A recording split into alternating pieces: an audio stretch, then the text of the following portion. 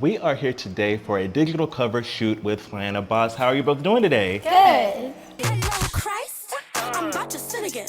I said I love you to that man, but I'm not feeling it. I'm made of sugar, spice, connect, Klon, and cinnamon. Me and my bestie are the same, like a synonym. Order for Flyana Boss? It is so great that you're here with us, Bobby and Flyana. You know, I keep seeing that some people mistakenly think that one of your names is actually Flyana. Yes, all the time. Happens a lot. Because her name is Flyana, and it sounds kind of similar. Yeah. Yes, People yes. get confused.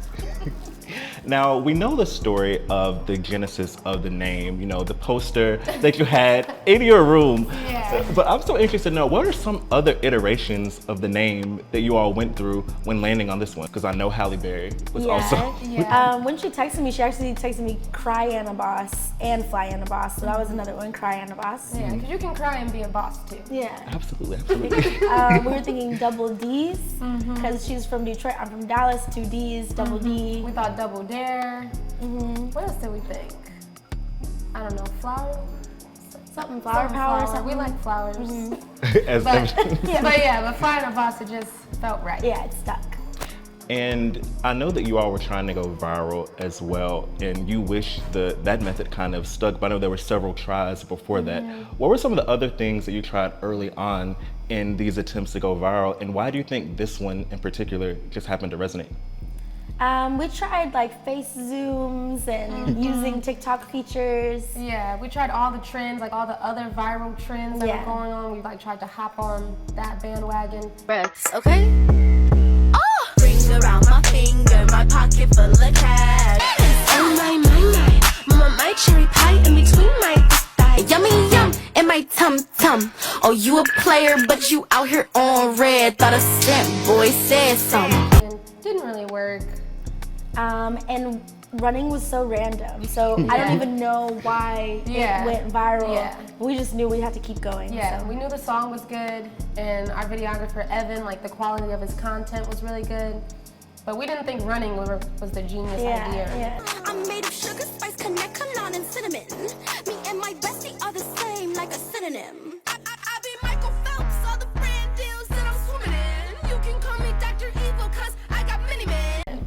I know people seem to call y'all marketing geniuses when it dropped, but it seemed to be kind of organic as well. Yeah, we did not plot it out at all. It was very we knew organic. You Wish was a good song. We were like, we really want this song to succeed. But we were just trying random stuff that day. Yeah. We did a lot that day. Yeah, when we you think did. about We it. did other stuff too. But Like to other songs. Anyway, say. And people also, probably the most frequently commented thing is like, who's recording them? Yeah. And my favorite video was the one that featured Janelle James, AKA Yes. Principal Ava. Yeah. All the brand deals that I'm swimming. Oh,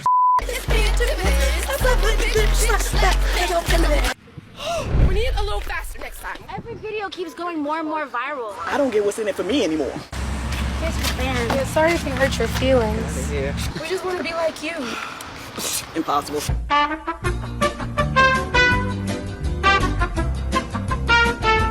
How was it like navigating those comments? That seemed to be the question that people had the most initially when y'all first got He out. was tagged in all the videos. Evan Blum, he was tagged. So Yeah. I don't know what people So were people asking. We weren't hiding it at all. But there were funny comments like, oh, there's a GoPro on his backpack and he's running forward while they're chasing after him. Like, people were writing whole think pieces about how it was filmed. they were And filmed. Yeah. He's just running too. Yeah, that's it. And what was it like seeing so many people recreate the video? I mean, you know, Lupita Nyong'o, Wow. just celebrities like all over Wow. were very into this. Yeah. It's still unbelievable. Yeah. Like, you say Lupita and I'm like, oh yeah. That did happen. And That's Chanel crazy. in Paris. Yes. Yeah, we're shocked Yeah. still. What would you say inspires your look and sound? Because I feel like even the fits that you have on right now kind of give us who you make music for and why. Would you say that as well?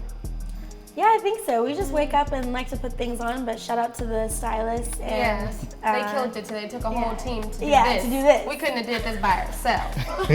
but it does represent us well. Like we're into like natural hairstyles and kinky textured hair and flowers and colors. So this is us. Yeah. So whenever people kind of go viral out of nowhere, there's always the idea like, oh, who sent them here? They must be an industry plant. Yeah. And that's been something that you all have alluded to in some of your visuals even. But you know, as you know, it wasn't like that. And you even had odd jobs, even moving to LA. How do you think those jobs kind of influenced where you're at now, aside from like, you know, the fact that you're not actually industry plant? Yeah. Those jobs helped us because they pushed us to know that we are not meant to Be do that. a job. Yeah. Yeah. Yeah. So we're it grateful inspired for us it. to like keep doing our music. We were like, we can't keep working at a dispensary Yeah. forever Yeah. because it was draining. But also, we don't have rich fathers or grandfathers or great grandfathers, so. No. We all on a 40 generational well. Period. We're starting it now. But Yeah, we kind of have to exactly. do it. We didn't have a choice. We didn't have any money. I think at but- first the industry plant kind of rubbed me the wrong way. Like, what? We worked hard, we earned. But now it's just so funny to me. Yeah. It's hilarious. People just think they know, but, it's They very- don't yeah, know. they And have we no know. idea. We know what it took for us to get here. Yeah. And speaking of what people think they know, with the rise of TikTok and just social media in general, I think that people think there may be a formula to success. But what would you say are the biggest misconceptions about going viral? Like, it's not just instantaneous. It's not just, oh, I'm gonna go viral and that's also gonna equate to success. Right. What are the biggest misconceptions about that? That it will just happen. Like, I think consistency is a really important part of it.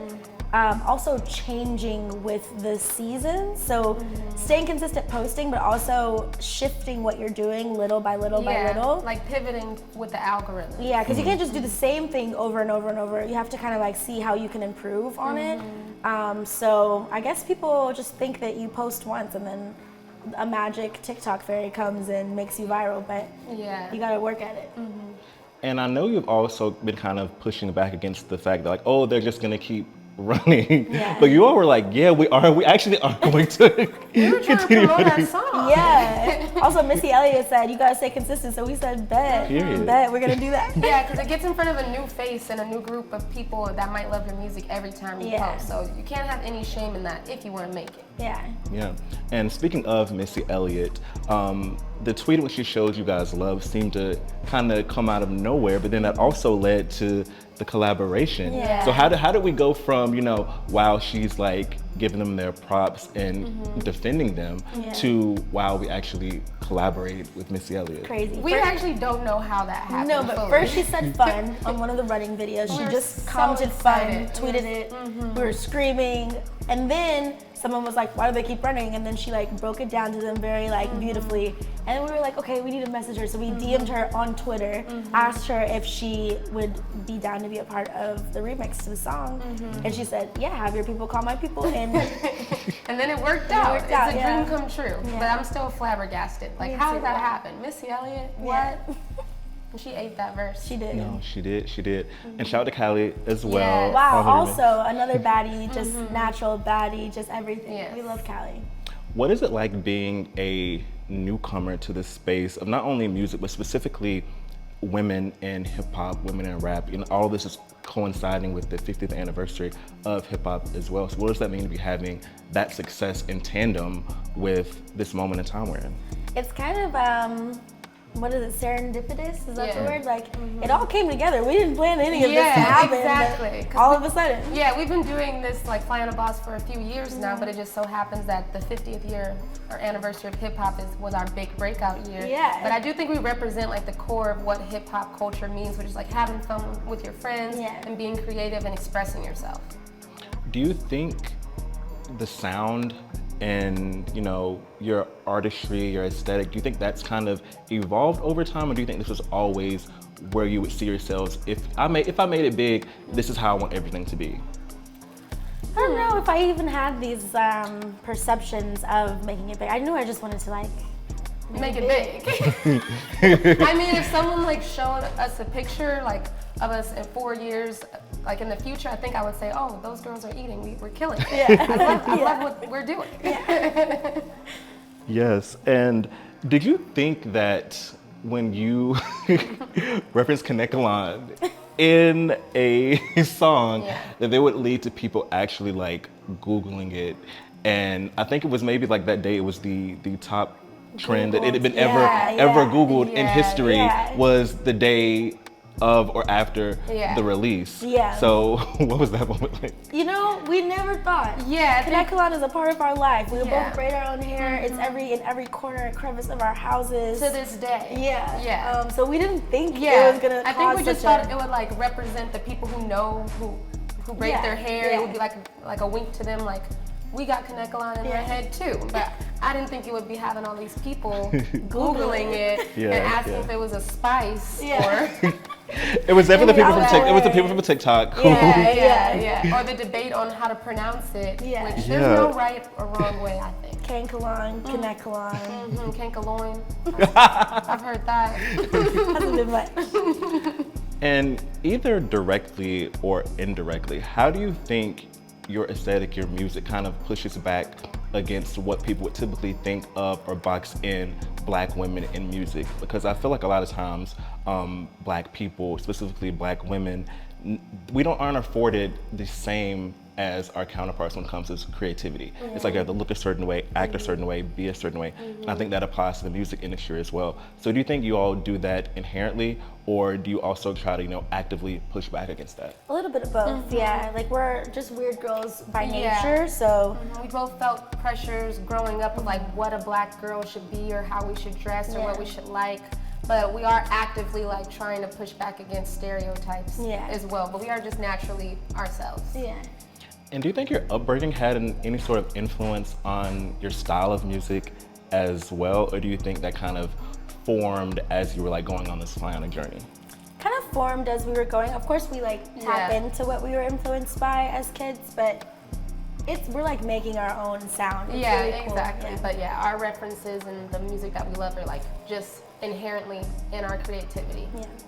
And touring with Janelle Monae, of course, was super iconic. What was it like to get that info that like, wow, we're about to be touring with not only the We were in the car with one of our managers and somebody called him and he was like, don't say anything, like, don't say you're in the car. And then we just heard, we want Flyana Boss to open for Janelle Monae. And we were in the back seat.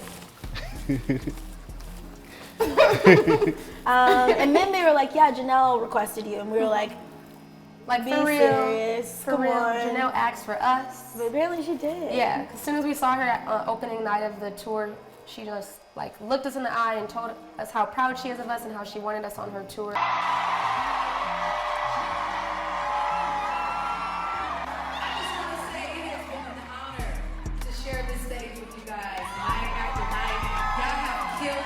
Every single night, you're showing shit, your passion.